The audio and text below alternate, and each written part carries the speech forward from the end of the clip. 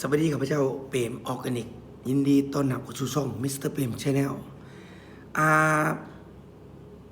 เรากลับไปลงคลิปมาดูแล้วเนาะแต่ว่าเมื่อวานนี้เลื่อน Facebook ไปนะเห็นข่าวเสาเนาะที่ว่าเห็นเด็กน้อยจมน้ำเด็กน้อยก็เป็นวัยที่กำลังเฮียนยางเฮียนคานมาสั้นๆเป็นวัยกำลังหนาหักก่อนอื่นต้องแสดงความเสียใจกับผู้ปกครองที่สูญเสียลูกหลานของท่านไปเนาะสำหรับคลิปนี้ข้าพเจ้าอยากจะมาอธิบายเนาะเกี่ยวกับความสำคัญในการเฮียนลอยน้ำและเป็นยังเฮาต้องเฮียนลอยน้ำสั้น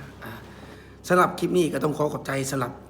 สถานที่เนาะงามๆสถานที่นี้ก็เฮาได้ร่วมกับผู้จัดการเนาะทางสวนรีสอร์ทเนาะเฮาก็ได้อนุญาตได้เข้าไปเปิดสอนลอยน้ำเป็นในกรณีพิเศษเนาะสถานที่ก็กว้างขวางมีสิ่งอำนวยความสะดวกหลายสถานที่งามเนาะคันท่านใดที่เห็นคลิปนี้สนใจเนาะคอมเมนต์มาได้เนาะว่าอยากเรียนรู้เกี่ยวกับข้อมูลหรือว่าอยากรู้จักข้อมูลเกี่ยวกับการเรียนรู้นำคอมเมนต์มาได้เนาะสำหรับมื้อนี้ก็อยากจะมาเว้าเรื่องความสำคัญเกี่ยวกับการเรียนรู้นำเนาะดังที่ท่านรู้แล้วว่าเด็กน้อยเนาะเป็นวัยที่อยากรู้อยากเห็นคันเฮาได้สอนให้เขาดูจากความสำคัญเกี่ยวกับการเรียนอย่างใดอย่างหนึ่งเนาะเขาจะมีความหักผู้และก็มีความเข้าใจไวเนาะสำหรับนี่ก็ข้าพเจ้าอยากมานำเสนอเกี่ยวกับหลายๆเหตุการณ์ที่เกิดขึ้นในสังคมเนาะแน่นอนเฮาบ่ฮู้ดอกว่าอุบัติเหตุมันจะเกิดขึ้นกับเฮาตอนใดหรือจะเกิดขึ้นกับคนอ้อมข้างในตอนใดฉะนั้นแล้วการเรียนรู้นำเป็นสิ่งที่สำคัญหลายเนาะเพราะว่าเด็กน้อยนี่คันเขาได้เรียนตอนยังน้อย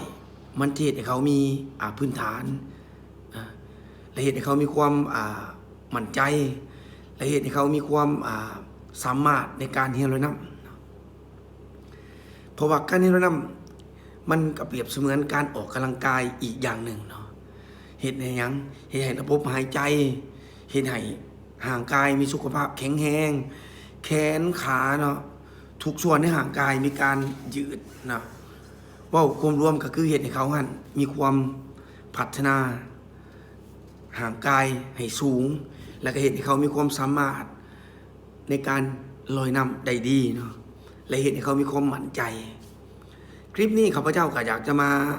ให้ความสำคัญให้กับผู้ปกครองบางส่วนเนาะผู้ปกครองบางคนยังว่าโอ๊ยบ่เป็นหยังดอกเดี๋ยวเขาก็เป็นไปเองเนาะลอยน้ำบ่ยากสิเอาความจริงข่อยเคยเห็นกับบ่เคยแหละข่อยไปสอนลอยน้ำแต่ละบ่อนบางคนอายุ30 ปีนี่ลอยน้ำยังบ่เป็นเนาะบางคนยังมีความแบบว่าวิติกังวลแล้วก็มีความย้านบ่กล้าลงน้ำเลิกเนาะเพราะว่าแต่ละเคสของคนนี่มันบ่คือกันเนาะบางคนนี่ก็ลอยน้ำได้แต่บ่เก่งลอยน้ำได้แต่ว่าลอยตัวในน้ำบ่ได้ลอยน้ำไวแต่ว่าจัดการระบบหายใจบ่ได้เนาะคลิปหนาเนาะเราจะมาอธิบายความสำคัญเกี่ยวกับการลอยแต่ละท่าอาจจะเป็นท่าฟรีสไตล์เนาะท่าบริสโตกหรือว่าท่ากบสินะแล้วก็ท่าลอยตัวในน้ำเพราะการลอยตัวในน้ำมันก็มีหลายแบบเนาะมีอุปกรณ์ผมมีอุปกรณ์สินะฉะนั้นแล้วคลิปนี้หวังว่าจะเป็นประโยชน์นะครับผู้ปกครองทุกท่านเนาะที่กำลังอยากจะเอาลูกเอาหลานมาเรียนลอยน้ำเนาะซึ่งทีมงานของพวกเราก็คือ PST สวรรณเขตนะพวกเราเป็นทีมงานที่สอนลอยน้ำพื้นฐานนะครับเด็กน้อยและกับผู้ใหญ่สำหรับบางคนที่บ่มีพื้นฐานและก็สำหรับคนที่ลอยน้ำบ่เป็นเนาะสำหรับผู้ใดเห็นคลิปนี้เห็นว่ามันมีประโยชน์เห็นว่ามันมีความสำคัญฝากกดติดตามช่องมิสเตอร์เปรมในแนวในด้วยครับ